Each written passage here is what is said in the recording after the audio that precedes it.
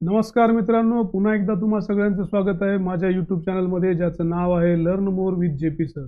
मित्रांनो, आपली tally prime ट्युटोरियलची series सध्या चालू आहे, ज्यामध्ये आपण टॅली प्राईम डिटेलमध्ये बघत आहोत. मागच्या व्हिडिओमध्ये आपण टॅलीची प्रायमरी इन्फॉर्मेशन घेतली मित्रांनो, आणि कंपनी कसं क्रिएट करायचं याबद्दल पण माहिती घेतली. आजच्या व्हिडिओमध्ये आपण थोडंसं पुढे जाणार आहोत आणि आजच्या व्हिडिओमध्ये आपण ग्रुपबद्दल इन्फॉर्मेशन घेणार आहोत की टॅलीमध्ये किती ग्रुप असतात आणि त्याचा काय काय उपयोग असते ते आपण पूर्ण डिटेलमध्ये पाहणार आहोत. चला तर मग जास्त वेळ वाया न घालवता जाऊया आपल्या स्क्रीनकडे आणि करूया आपल्या व्हिडिओला सुरुवात.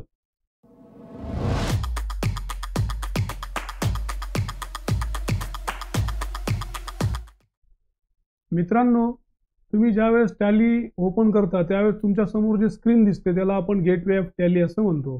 तर यामध्ये मास्टरच्या अंडर चार्ट ऑफ अकाउंटवरती क्लिक करा. इंटर करायचा मित्रांनो. त्यानंतर ग्रुपवरती इंटर करा. या ठिकाणी तुम्हाला लिस्ट ऑफ ग्रुप्स दिसते मित्रांनो, ज्याच्यामध्ये 15 जे ग्रुप असतात ते प्रायमरी ग्रुप्स आहेत आणि त्याचे काही सब ग्रुप आहेत ज्याची संख्या आहे 13. असे एकूण 28 ग्रुप आपल्या टॅलीमध्ये आहेत, ज्याचा उपयोग करून आपण अकाउंटिंग करू शकतो. तर गरजेनुसार आपण एखादी नवीन ग्रुप सुद्धा या ठिकाणी क्रिएट करू शकतो, पण यापैकीच एखादी ग्रुप आपल्याला त्यासाठी अंडर या लिस्ट पैकी एका ग्रुपच्या अंडर आपल्याला नवीन ग्रुप तयार करायचा असतो. तर हे जे 28 ग्रुप आपण आता बघत आहोत या ठिकाणी स्क्रीनवरती, तर त्या 28 ग्रुपचं प्रत्येक वेगवेगळ्या ग्रुपचं वेगवेगळं वैशिष्ट्य आहे. वेगवेगळ्या गरजेनुसार आपण वेगवेगळे ग्रुप घ्यायचे असतात. तर ते कोणते कोणते ग्रुप आहेत आणि त्याचं काय काय काम आहे हे आपण पूर्ण डिटेलमध्ये पाहणार आहोत. मित्रांनो, मी तुमच्यासाठी खास एक्सेल शीटमध्ये जे डिटेल्स बनवलेले आहेत ते तुमच्या समोर आता मी स्क्रीनवर शेअर करत आहे आणि त्याच्यामध्ये आपण एक्सेलमध्ये जाऊन ते डिटेलमध्ये अभ्यास करूया. या ठिकाणी मित्रांनो आपण ग्रुपची यादी बनवलेली आहे आणि त्याचा उपयोग बनलेला आहे एक्झाम्पल्सच्या टेबल कॉलममध्ये. सर्वप्रथम ब्रांच अँड डिव्हिजन नावाचा ग्रुप आहे, ज्याचा उपयोग आपण ledger of branch, division, sister concerns इत्यादीची अकाउंटिंग करण्यासाठी आपण त्याचा उपयोग करत असतो. त्यानंतर पुढील ग्रुप आहे कॅपिटल अकाउंट. कॅपिटल अकाउंटमध्ये सर्व प्रकारचे कॅपिटल्स जे भांडवलदार असतात, कंपनीचे ओनर्स असतात, प्रोप्रायटर असतात, पार्टनर्स असतात, त्यांचे अकाउंट्स आपण अंडर कॅपिटल ग्रुप घेत असतो. त्यानंतर पुढचा आहे रिझर्व्ह अँड सरप्लस. आता मित्रांनो, या ठिकाणी तुम्हाला लक्षात येईल की कॅपिटल अकाउंट हा प्रायमरी ग्रुप आहे आणि त्याचा सब ग्रुप रिझर्व्ह अँड सरप्लस आहे. रिझर्व्ह अँड सरप्लसमध्ये आपण आकस्मिक निधीची तरतूद करून ठेवत असतो. जनरल रिझर्व्ह आपण त्याला म्हणतो, किंवा शेअरचे काही प्रीमियम्स भरायचे असतात किंवा ते डिस्ट्रीब्यूट करायचे असतात, ते सुद्धा आपण शेअर प्रीमियम अकाउंटच्या अंडर ठेवत असतो. त्यानंतर पुढचा ग्रुप आहे current asset group. Current asset group हा देखील प्रायमरी ग्रुप आहे आणि त्याच्या अंडर पुढचे 5 ते 6 सब ग्रुप असतात मित्रांनो. Bank accounts, cash in hand, deposit asset, loans and advances asset, stock in hand आणि सन्ड्री डेटर्स, हे सर्व 6 जे ग्रुप आहेत, सब ग्रुप आहेत, हे अंडर करंट असेटच्या म्हणजे प्रायमरी ग्रुपच्या अंडर येतात. त्यांचा 6 जणांचा प्रायमरी ग्रुप जो आहे तो करंट असेट आहे. तर करंट असेटच्या अंडर जे आहेत, जे बिल रिसिवेबल्स असतात, प्रीपेड इन्शुरन्स चार्जेस असतात, अक्युअर्ड इन्कम इत्यादी आपले करंट असेटच्या अंडर येतात. बँक अकाउंट्समध्ये आपले सगळे कंपनीचे बँक अकाउंट्स हे बँक अकाउंट ग्रुपच्या अंडर घ्यायचे असतात. समजा आपलं बँकेत लेजर आहे, अकाउंट आहे, तो आपण त्याचं लेजर क्रिएट करून अंडर बँक अकाउंटच्या अंडर मेंटेन करत असतो. त्यानंतर पुढील ग्रुप आहे मित्रांनो कॅश इन हँड. आपल्याला जे टॅली कंपनी क्रिएट केल्या 2 ग्रुप रेडीमेड भेटतात, 2 लेजर रेडीमेड भेटत असतात. एक आहे कॅश आणि दुसरा जो लेजर असतो तो profit and loss account ledger असतो. हे 2 लेजर आपल्याला टॅली स्वतः तयार करून देत असते. त्यापैकी कॅशचा जो ग्रुप आहे तो कॅश इन हँड ग्रुप असतो आणि त्या कॅशपैकी आपण पेटी कॅश, एक सेपरेट थोडीशी कॅश दैनंदिन वापरासाठी आपण काढून ठेवत असतो. त्या दोन्ही कॅश लेजरचं आणि पेटी कॅश लेजरचा जो ग्रुप असतो तो कॅश इन हँड ग्रुप असतो. त्यानंतर पुढचा जो ग्रुप आहे तो आहे डिपॉझिट असेट. डिपॉझिट असेटमध्ये आपण ऑल टाईप ऑफ डिपॉझिट्स, जे काही सिक्युरिटी डिपॉझिट आपण वेगवेगळ्या ठिकाणी ठेवत असतो, त्याचं सगळं मेंटेन करण्यासाठी आपल्याला डिपॉझिट असेट ग्रुप असतो. तर उदाहरणार्थ आपण समजा इलेक्ट्रिसिटी डिपॉझिट आहे, रेंट डिपॉझिट आहे, आपल्या पार्टीकडे एखादी सप्लायरकडे काही सिक्युरिटी डिपॉझिट भरत असतो, ते सर्व काही डिपॉझिट्सचे जे प्रकार आहेत त्याचे लेजर जे आहेत आपण अंडर डिपॉझिट असेट ग्रुपच्या अंडर क्रिएट करत असतो. त्यानंतर पुढील प्रकार आहे लोन्स अँड ॲडव्हान्सेस असेट. या ग्रुपच्या अंतर्गत आपण इतरांना दिलेले लोन्स, मित्रांना दिलेले लोन्स असू शकतात, नातेवाईकाला दिलेले लोन्स असू शकतात, किंवा आपल्या एखाद्या सप्लायरला आपण काही ॲज ॲडव्हान्स म्हणून दिलेले असतात अगेन्स्ट सप्लाय. त्यानंतर पुढील ग्रुप आहे स्टॉक इन हँड.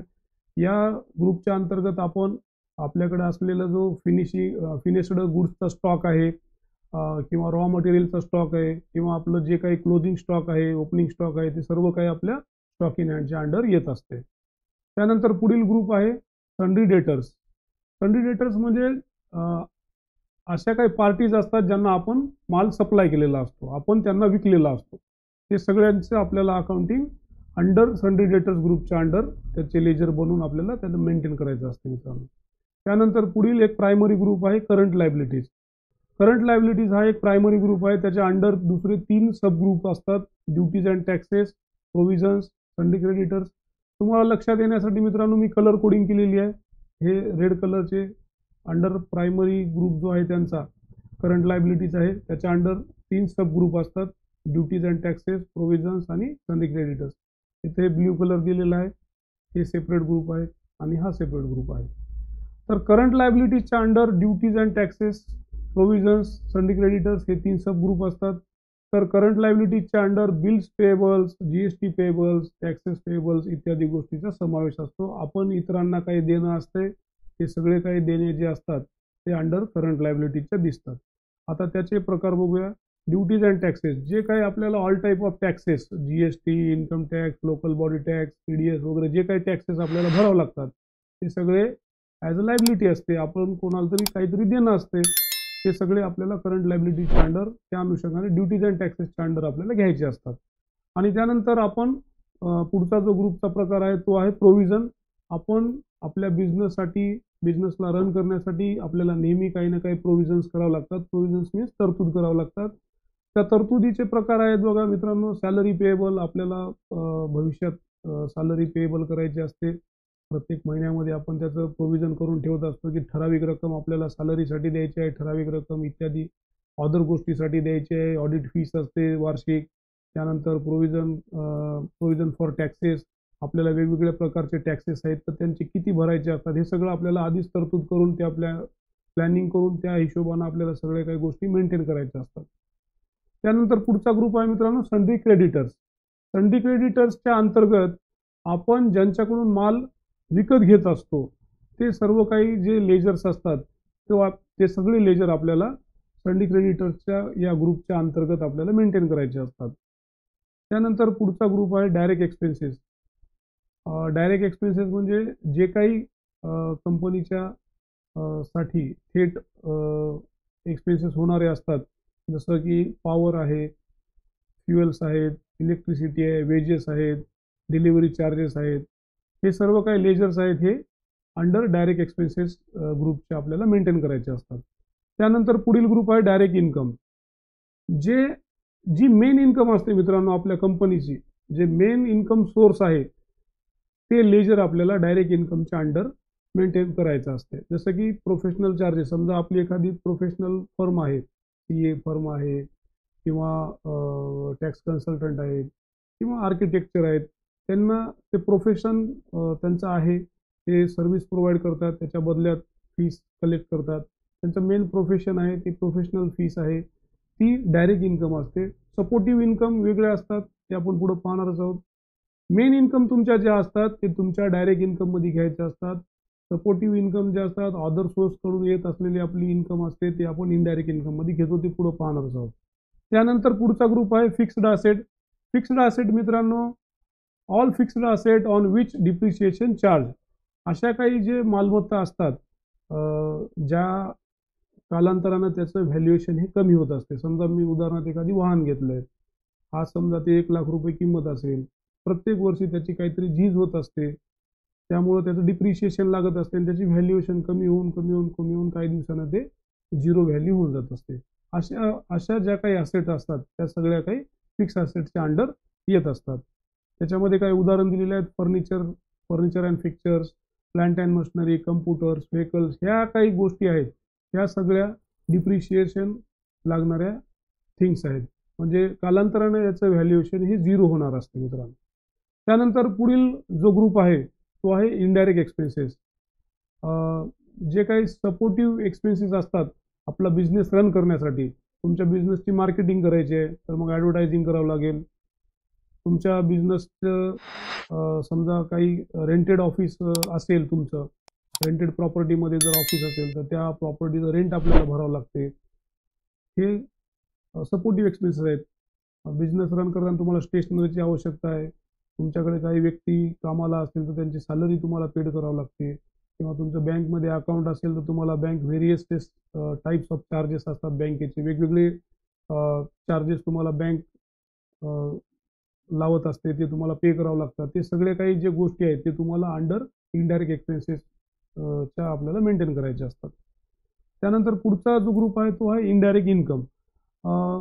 हे जे ग्रुप आहे मित्रांनो, हे आपल्या मेन सोर्स जो आहे इन्कमचा त्याच्या व्यतिरिक्त इतर मार्गाने येणारं जे इन्कम आहे ते आपलं इनडायरेक्ट इन्कम मध्ये येत असते. उदाहरणार्थ मी बँकेमध्ये काहीतरी पैसे गुंतवलेले आहेत, शेअर बाजारमध्ये इन्व्हेस्ट केलेले आहेत, त्याच्यातून मला शेअर डिव्हिडंड आलेला आहे, बँकेमधून मला इंटरेस्ट आलेला आहे, ते सगळं मी इनडायरेक्ट इन्कमच्या अंडर घेत असतो. त्यानंतर पुढचा ग्रुप आहे इन्व्हेस्टमेंट. इन्व्हेस्टमेंट ग्रुपच्या अंतर्गत आपण जे काही वेगवेगळ्या इन्व्हेस्टमेंट करत असतो, शेअर्समध्ये, बॉन्ड्समध्ये, प्रॉपर्टीमध्ये, प्लॉट्समध्ये, त्या सगळ्या इन्व्हेस्टमेंटच्या अंतर्गत आपल्याला मेंटेन करायचे असतात. मित्रांनो, पुढील ग्रुपचा जो प्रकार आहे तो आहे लोन्स लायबिलिटी. त्याच्या अंडर 3 सब ग्रुप येतात. लोन्स लायबिलिटी हा प्रायमरी ग्रुपचा प्रकार आहे. त्याच्या अंडर 3 सब ग्रुप असतात: bank OD account, secured loans account आणि अनसिक्युअर्ड लोन अकाउंट. तर लोन्स लायबिलिटीच्या अंतर्गत असे काही लोन येतात, समजा मी बँकेकडून लोन घेतलंय किंवा मी रिलेटिव्हकडून लोन घेतलंय, मित्रांकडून लोन घेतलंय, असे आपण कोणाला तरी लायबिलिटीज असतात, म्हणजे द्यायचे पैसे असतात, ते सगळे लोन्स लायबिलिटी या प्रायमरी ग्रुपच्या अंडर येतात. त्या अंतर्गत सब ग्रुप पण आपण पाहणार आहोत. बँक ओडी अकाउंट किंवा बँक ओसीसी अकाउंट जे असते, असे लेजर असतात की जे समजा मी बँकेकडून लोन घेतलंय, ओव्हरड्राफ्ट अकाउंट आहे, ओसीसी अकाउंट आहे, काहीतरी मॉर्गेज ठेवून आपल्याला ते लोन घ्यायचे असतात, ते घेतलेले अंडर बँक ओडी अकाउंटच्या आपल्याला मेंटेन करायचे असतात. आणि दुसरा त्याचा सब ग्रुपचा प्रकार आहे सेक्युअर्ड लोन्स. सेक्युअर्ड लोन्स म्हणजे मी समजा बँकेकडून किंवा अदर कुठल्या तरी फायनान्शियल इन्स्टिट्यूशनकडून किंवा प्रायव्हेट फायनान्सकडून मी काहीतरी मॉर्गेज करून लोन घेतलं, समजा प्रॉपर्टी म्हणा, गोल्ड म्हणा किंवा अदर काही थिंग्स तुम्ही तिथं गहाण ठेवून लोन त्यांच्याकडून कलेक्ट केलेलं आहे, असे लोन तुम्हाला अंडर सेक्युअर्ड लोन्सच्या मेंटेन करायचे असतात.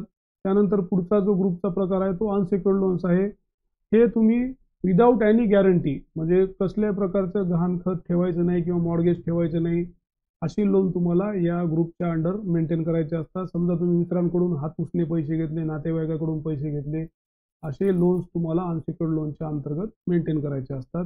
त्यानंतर पुढील प्रकार आहे मिसलेनियस एक्सपेन्सेस असेट्स. हे जे असतात प्रिलिमिनरी एक्सपेन्सेस असतात, जे की आपण आतापर्यंत प्रारंभिक खर्च असते ते आपण राईट ऑफ केलेले नाहीत, ते सगळे खर्च मिसलेनियस एक्सपेन्सेस असेट या ग्रुपच्या अंडर आपल्याला मेंटेन करायचे असतात. त्यानंतर पुढील ग्रुपचा प्रकार आहे परचेस अकाउंट्स. परचेस अकाउंट्स म्हणजे असे असतात की आपण जे काही गुड्स खरेदी करत आहोत त्या सगळ्या गुड्सचे लेजर आपल्याला परचेस अकाउंटच्या अंडर मेंटेन करायचे असतात. आणि त्यानंतरचा जो पुढचा प्रकार आहे सेल्स अकाउंट. आपण जे काही वस्तू विकत असतो, विकत असलेल्या सगळ्या वस्तूचं रेकॉर्ड आपल्याला अंडर सेल्स अकाउंट ग्रुपच्या मेंटेन करायचं असते. आणि पुढचा आणि शेवटचा जो ग्रुप आहे मित्रांनो तो आहे सस्पेन्स अकाउंट. सस्पेन्स अकाउंट म्हणजे any payment or received from party whose name not known. समजा मला एखाद्या पार्टीकडून पैसे आले, पण सध्या मला माहीत आहे की पैसे कोणाकडून आले, पण कोणत्या कारणासाठी आले नेमकं ते जर आपल्याला त्याचं रिझन माहीत नाही, तर आपण त्याला टेम्पररी सस्पेन्स अकाउंट ग्रुपच्या अंडर ठेवत असतो. नंतर ते सस्पेन्स आपल्याला क्लिअर करायचं असतं मित्रांनो. टेम्पररी आपल्याला एखादी गोष्ट किंवा एखादी एंट्री आपल्याला समजत नाही. बँक स्टेटमेंट आपण करतोय, बँक स्टेटमेंटच्या एंट्र्या मारत असताना आपल्याला असं लक्षात आलं की एखाद्या पार्टीकडून मला पैसे आलेले आहेत, परंतु नेमकं कोणत्या कारणासाठी ते पैसे आलेत हे जर आपल्याला एक्झॅक्ट माहीत नसेल तर टेम्पररी स्वरूपात आपण त्याला टेम्पररी स्वरूपात आपण त्यांना सस्पेन्स अकाउंटमध्ये ठेवत असतो. त्यानंतर आपल्याला सस्पेन्स क्लिअर करायचं असते मित्रांनो. तर अशा प्रकारे आपण आजच्या व्हिडिओमध्ये टॅली प्राईमच्या 28 ग्रुपची माहिती या ठिकाणी घेतलेली आहे. त्यापैकी 15 हे जे आहेत प्रायमरी ग्रुप आहेत आणि 13 सब ग्रुप आहेत. ते पूर्ण डिटेलमध्ये घेतलेले आहेत आणि त्यांचं नाव काय, त्यांचं कार्य काय हे आणि ते कशासाठी घ्यायचे असतात हे पूर्ण डिटेलमध्ये बघितलेलं आहे मित्रांनो. तुम्हाला आजचा व्हिडिओ कसा वाटला हे मला नक्की कॉमेंट करून कळवा आणि माझ्या व्हिडिओला लाईक करा, चॅनलला सबस्क्राईब करा आणि जास्तीत जास्त तुमच्या मित्रांसोबत शेअर करा. तर पुन्हा अशाच माहितीपूर्वक आणि महत्त्वपूर्ण अशा विषयाचा एक नवीन व्हिडिओसोबत आपण भेटूया. तोपर्यंत आपल्या आरोग्याची काळजी घ्या. पुन्हा भेटूया एका नवीन व्हिडिओसोबत. तोपर्यंत नमस्कार.